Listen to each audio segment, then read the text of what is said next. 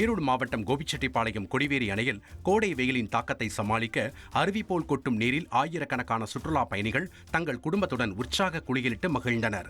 உள்ளூர், வெளியூர் மற்றும் வெளி மாநிலங்களில் இருந்தும் சுற்றுலா பயணிகள் குவிந்து வருவதால் அங்கு போலீசார் பாதுகாப்பு பணியில் ஈடுபட்டு வருகின்றனர்.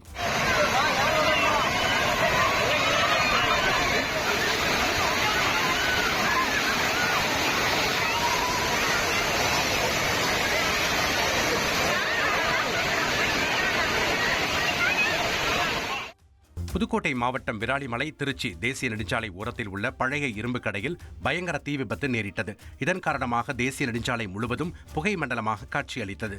தகவல் அறிந்து இலுப்பூரில் இருந்து வந்த தீயணைப்பு வீரர்கள் 2 மணி நேரம் போராடி தீயை கட்டுப்படுத்தினர். இந்த தீ விபத்தில் லட்சக்கணக்கான ரூபாய் மதிப்பிலான பொருட்கள் தீக்கிரையாயின.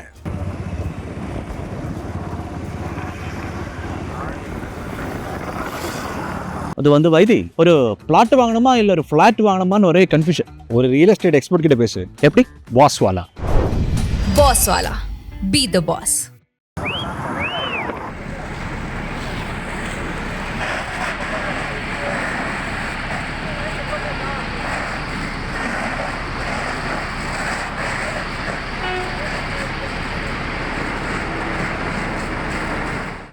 தருமபுரி மாவட்டம் ஒகேனக்கலில் சுற்றுலா பயணிகள் கூட்டம் அலைமோதியது. தற்போது கோடை விடுமுறை என்பதால் தமிழகம் மட்டுமல்லாது கர்நாடகா, கேரளா மற்றும் ஆந்திரா உள்ளிட்ட மாநிலங்களில் இருந்தும் ஏராளமான சுற்றுலா பயணிகள் ஒகேனக்கலுக்கு வருகை தந்துள்ளனர். அவர்கள் அருவி பகுதியில் குளித்தும் பரிசல் பயணம் செய்தும் உற்சாகமாக பொழுதை போக்கினர்.